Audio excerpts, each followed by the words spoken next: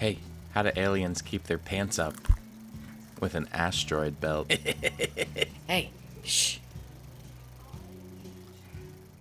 Welcome back to Not Another Needless Sequel, where we watch movies and propose unnecessary prequels, sequels, reboots, and remakes. My name is Kane. With me, as always, is my co-host and my Ohana, Kelsey. Do you know what tuna is? Fish. It's fish. This week, no one gets left behind or forgotten in 2002's Lilo and Stitch. So what do you think the story was? Ohana, baby. Ohana. It's about a little alien that escapes to Earth, uses a little girl as cover to not get caught by the people chasing him. So it starts off with the trial of Dr. Jumba Jukiba, and he JJ? is on trial for having created an illegal genetic experiment, which is Experiment 626. They have him in court. They try and see if Experiment 626 can be like a functioning member of society, and he says some horrible, disgusting thing in an alien language that makes everybody throw up. They're like, Yeah. and robots start puking. It's super funny. They are going to abandon Stitch, or Experiment 626, on an asteroid, and that's how his trial is going to be carried out, and Jumbo will be in prison forever because he is just this wild thing. In fact, he escapes the prison that they have him in because they have these guns genetically trained on his DNA, and he like spits a hole. Let me tell you, with how smart he is and how much work he put in to be free, just let him go. I agree. I mean, he steals a police cruiser, he goes into hyperdrive, and escapes their whole army. Though one could argue a butterfly effect. Had they not been chasing him, he would have never met Lilo. True that. So when Disney promoted this movie, they did it with a series of trailers that had Stitch appearing in their more classic movies.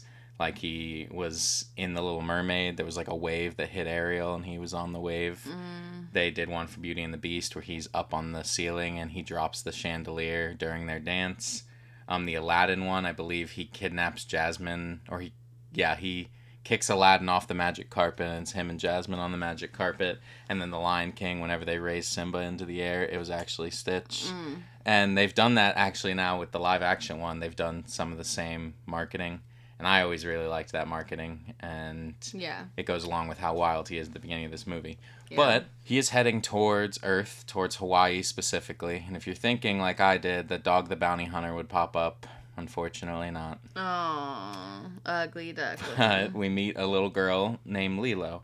And she obviously doesn't fit in. You know, she gets to her hula dancing class late, and they all bully her. She gets into a fight with one of the girls. Boy, howdy. She knocks that bitch square in the nose. There's no emotion on her face when she does it, which is the coldest part about it for me. It's so good. Is she's just like, oh, you said something about me? Just jumps on her, just bringing the back end of her fist down on her nose. She walloped that girl, boy. Yeah, and bites her. Yeah. So she doesn't But she practiced her dance. I know. It's very sad because they don't want her to even dance anymore because she was late. The reason she's late is because she goes every Thursday morning to feed Pudge the fish a peanut butter sandwich. Yes, and she says it's because Pudge controls the weather.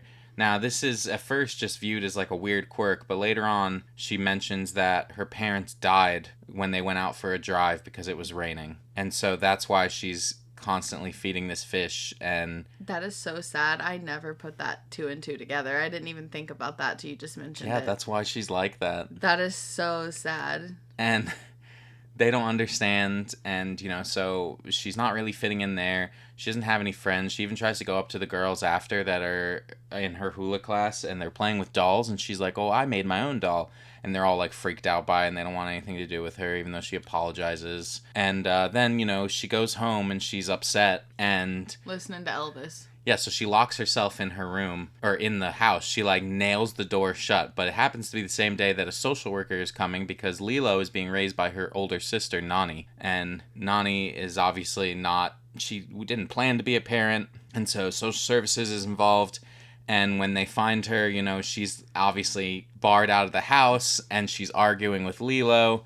And the house is a fucking wreck because Nani's trying to do all this at a very young age, be a mom to a toddler and to have a job and, take over all her family's responsibilities. It's tough. But because of this, the social worker, whose name is Cobra Bubbles, is basically like, all this needs to be in order. I'm going to be really involved with all this. You have 3 days to get everything in order, or I'm taking Lilo away. Yeah. Because he says that they only call him when things are really, really bad. Yeah, and so her and Lilo get into a fight. She chases Lilo around the house for basically causing this really bad scene. Well, because she says she disciplines me real good, up to 5 times a day. Yeah, because she's trying to give her instructions on what to say in the background, and, she misinterprets what she's saying. She's like, sometimes with a brick. Yeah. So she's absolutely, messing the entire situation up, and she probably doesn't realize it because she's so little. But you can tell that they've had other social workers out to the house, and now this is kind of the final step before they take Lilo away. Yeah.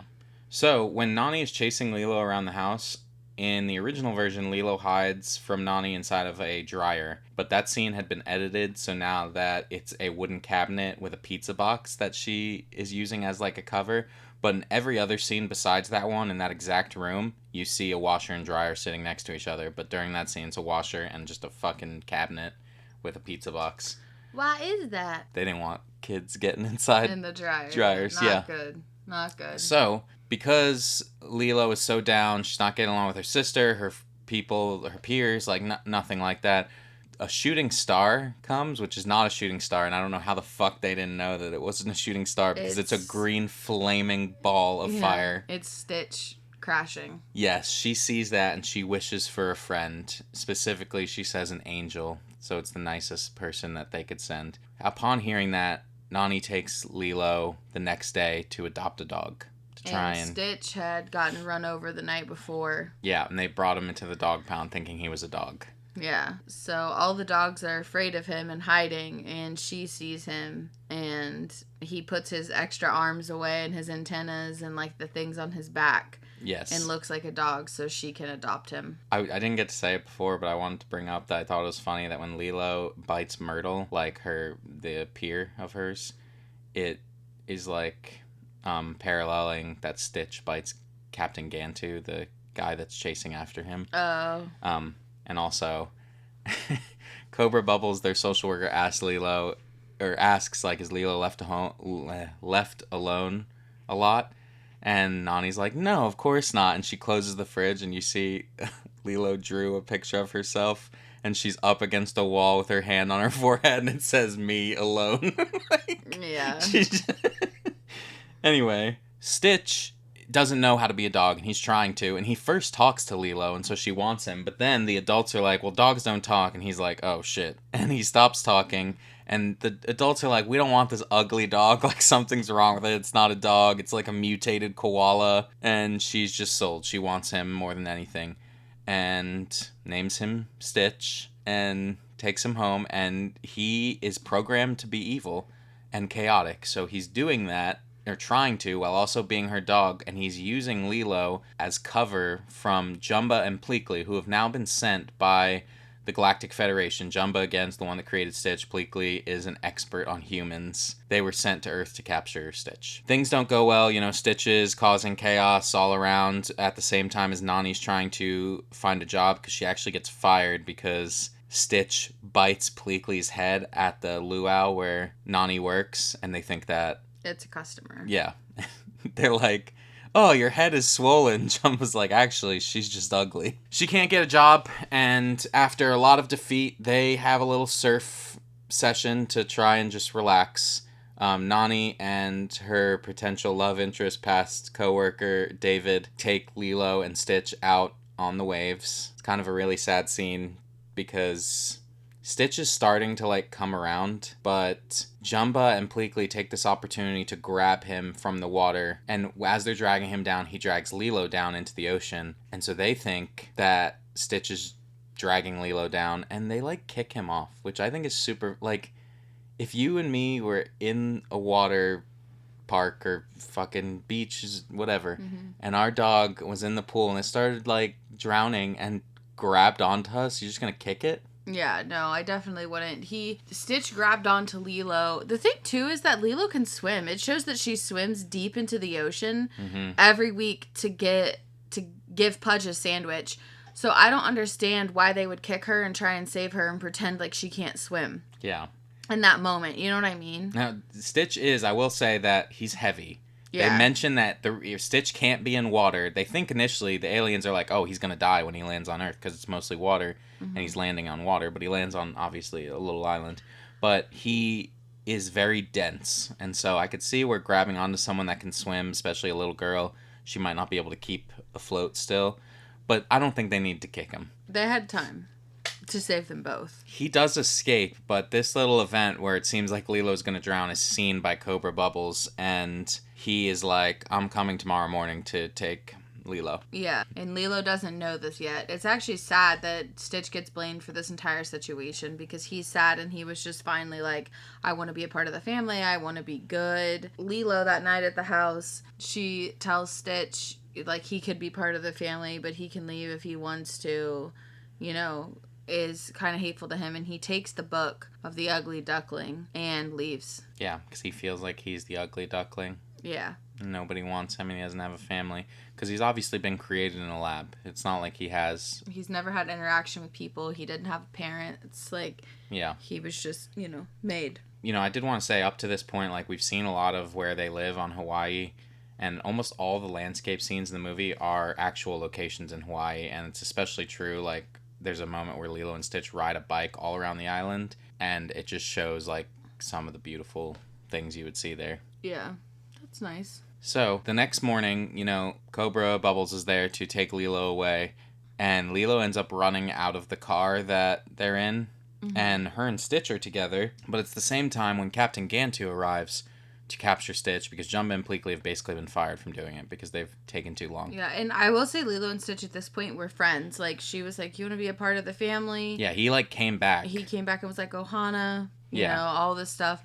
And Gantu captures them both and doesn't care. Yeah, he's like, oh, I caught you a snack. Like, he's not worried about which is weird to me because he's a part of, like, the official Galactic Council, and they seem to respect human life. Yes, yeah. They I don't think they would do that. They said that they can't destroy the planet because it has mosquitoes. They think mosquitoes are the main... superior... are the, most intelligent beings on Earth, and that humans are their food supply. And it's funny because it actually reveals later that that was Cobra Bubbles tricking the Galactic Federation into believing that. And you even see that when Pleakley's, like, telling them about it. He's using a Viewmaster for his research. He's like, here you go. You can see everything. Like, it's something that humans would have created and given to him. So yeah, Gantu captures them both, but Stitch is able to squeeze out of the container, and so he just has Lilo, and Stitch tries to break the glass, but he falls off. Yeah. At that point, Jumba and Pleakley capture him, and Nani is with them, and Nani's like, what the fuck? First of all, you guys are aliens, but also, you need to go get my sister. And they're like, no, we're not really here for that. But then Stitch is like, hey, actually, can we do this? And they're like, okay, fine. Sure, yeah. Whatever. Yeah. So if that's what you want. Ultimately, Stitch does everything he can to get Lilo back. And... I mean, they end up in a big chase. Like, Jumba, they're in Jumba's red spaceship. And if you notice that spaceship... Well, Nani's in the spaceship, too. Nani goes with them. Everyone is. Stitch, Jumba, Pleakley, and Nani. If you notice, Jumba's red spaceship, it's modeled after, like, a Boeing 747. And that's because the original version of the movie had Stitch and Jumba hijack a Boeing 747 and chase Gantu's spaceship from Honolulu, and it was crashing through buildings. But then 9/11 happened. And so they were like... okay, let's make it a spaceship. I feel like that's a little bit of a better decision. But that's why it looks like that. Like, it has the two big twin engines and, you know. Anyway, Stitch is able to get onto Gantu's ship when he takes a truck and drives it into a volcano and uses the force from the explosion of this flammable truck in the volcano to shoot himself onto Gantu's ship. And he throws Gantu out the window. And the thing is on fire. Yeah, I mean, that ship's done because he grabs Lilo and he jumps off and they all end up back on Jumba's ship. Yeah, and he initially tried, when he got Lilo out, he was trying to break through the glass, but this time he just headbutted it. I thought that the first time he was basically going to do the same thing. He was weakening it by scratching it, and then he was going to headbutt it. But he's super strong. They mentioned that the whole time. Yeah. Everyone is saved. Yes. So, but then the Grand Councilwoman from the Galactic Council shows up, detains Stitch, and is like, "All you suck. I showed up here and did this in 5 seconds. Mm-hmm. We're leaving. Stitch, you're going to an asteroid. Gantu, you're being retired. Jumba and Pleakley, prison. I don't know. I But think he said that she was gonna leave them on Earth, like they couldn't come back. they She she didn't does end up saying care. that. She's like, "Don't let those two on my ship." Yeah. But Lilo is like, "Hey, I bought Stitch." Yeah, well, Stitch asked if he could say goodbye. Yes, which also leads the Grand Councilwoman to seeing that he is able to be more than just a destructive monster. He has a place with them. This is his family, and Lilo's like, I bought him. And Cobra's the one who tells her that. Yes, I bought him at the dog pound for $2, and if you take him, you're stealing. Yeah. And the Ground Councilwoman's like, well, we are all about rules, so we cannot do that.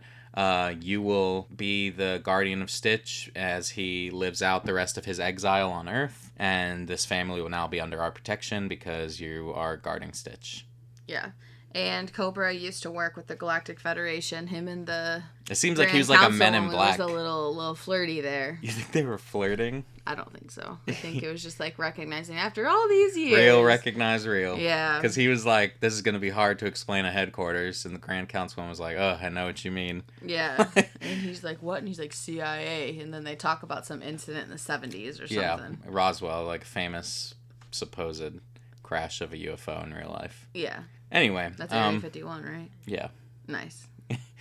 You see the epilogue that Stitch stays with Lilo and them. You see like a bunch of pictures showing, this is his family. They rebuild the house, and there's a different room for Lilo and Stitch and for There's a tower for Jumba and Pleakley. That's actually Lilo and Stitch's house. You just don't see that until the TV show. Oh. They stay in that little circle. That's pretty cute. I like it. Lilo and Stitch also get a little car. I saw the car. Yeah. Jumba built her like a little tiny ship. Yeah. Anyway, this movie, although it uses computer-colored digital cells instead of hand-painted ones, this was the first Disney animated movie to use watercolor painted backgrounds since Dumbo in 1941. Damn. Because they thought it would look good for Hawaii and stuff like that. The budget for this movie was $80 million, and it made $273.1 million. So they had an okay day.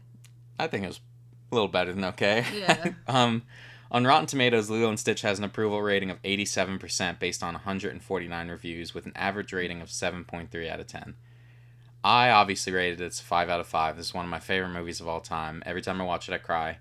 I think it is so emotional in showing you these outcasts that come together to form a family, and the fact that they use a little kid and a alien that's obviously drawn to be very cute, it just tugs at all the heartstrings the whole way through. I mean, there's a million things to be sad about, and it's just a very interesting world that I just love.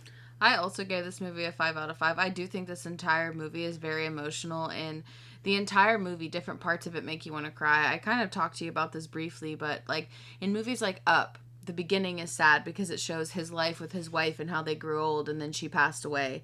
And like the beginning of that movie gets me bawling, but after that I'm fine. In this movie, there's so many different little parts that happen that you get sad about and you could cry about. Yes, absolutely.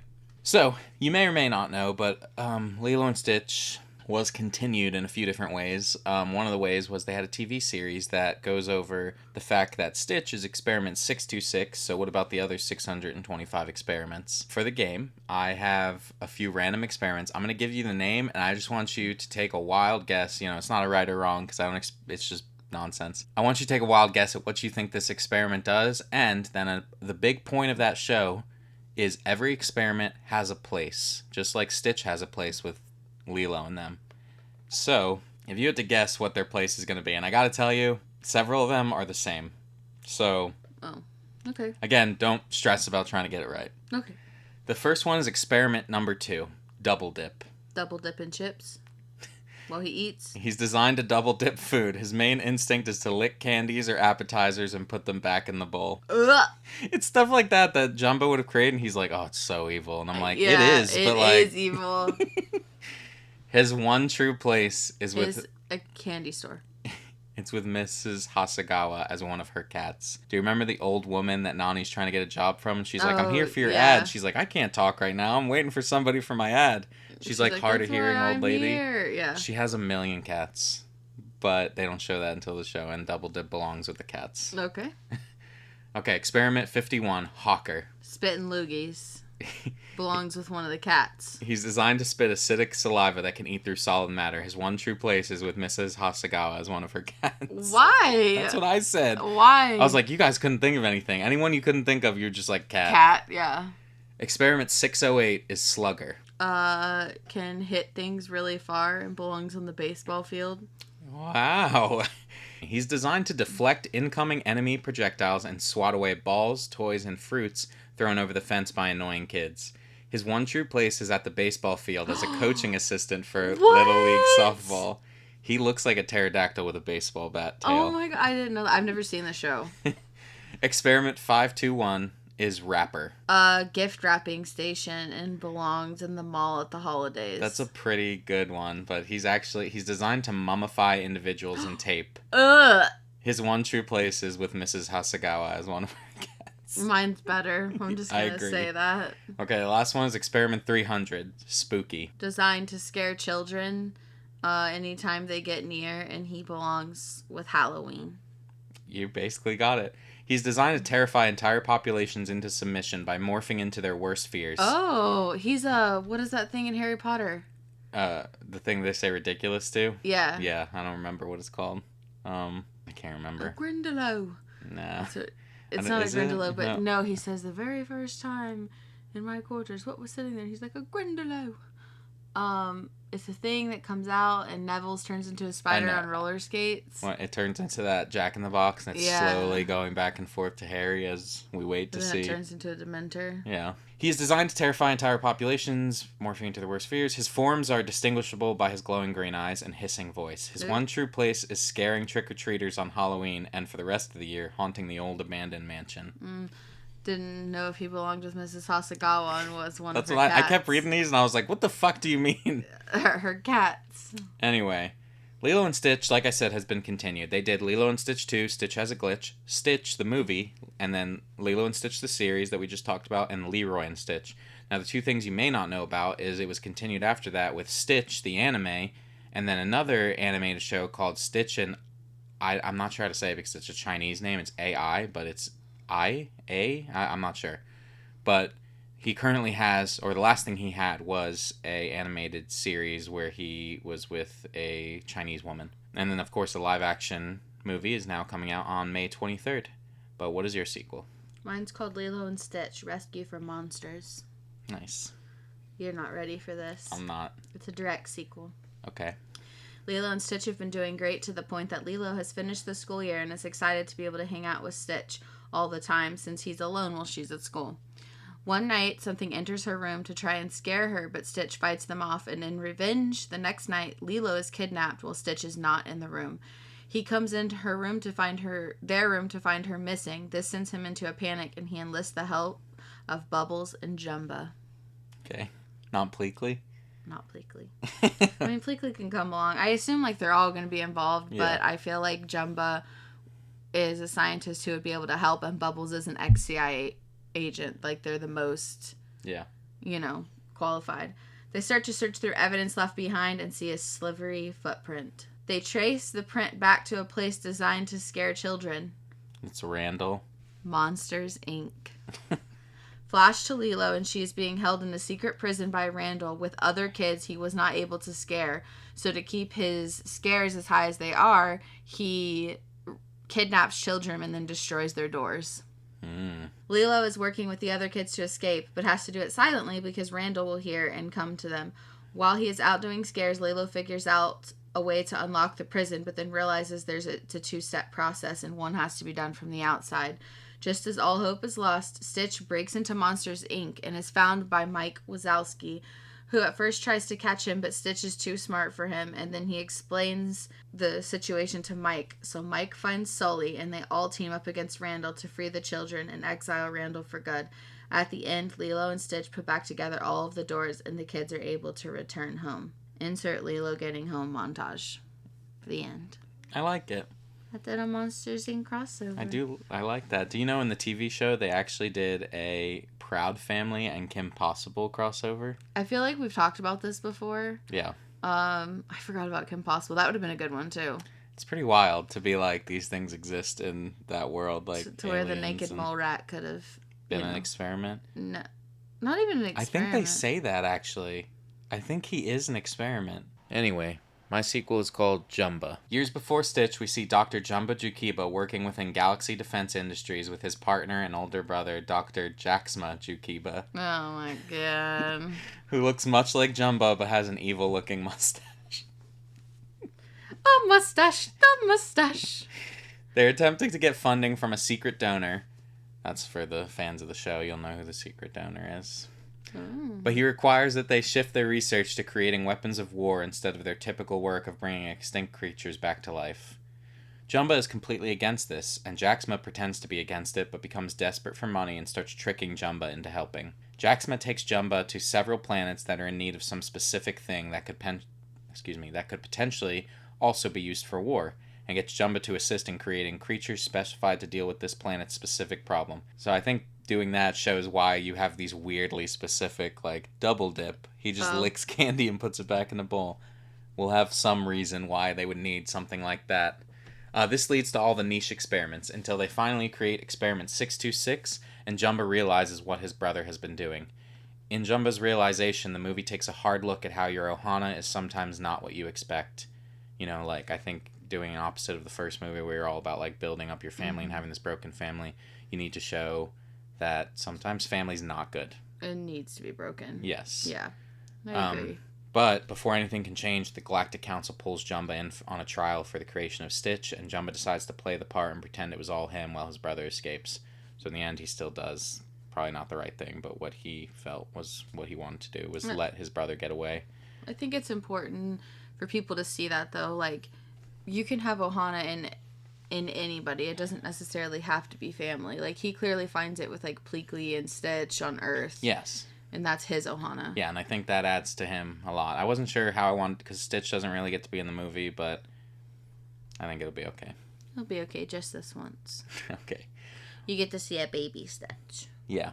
They would have actually been, so they come in these little balls that just say their number on it. Yeah. And you could have seen it hatch, and he's like, ah. Yeah. Well, thank you so much for listening. We do so appreciate it. If you want to talk movies with us, you can find us on TikTok, Instagram, Letterboxd, Threads, and Blue Sky. We are NansPod everywhere. NansPod. If you'd like to vote on whose sequel idea was the best, come by our YouTube channel for the polls, or you can let us know your idea across our socials, or at needlesssequel@gmail.com. Links, as always, will be wherever you're listening. If I could ask you for one thing, it's to share a show with someone and leave us a review. That is how we get new listeners. Of course, I also ask that you come back for more Needless Sequels. Next week, we're watching The Karate Kid on Hulu in preparation for Karate Kid Legends, releasing on Wax off. May 30th. Take care of yourselves, everyone. We'll see you next week. Bye.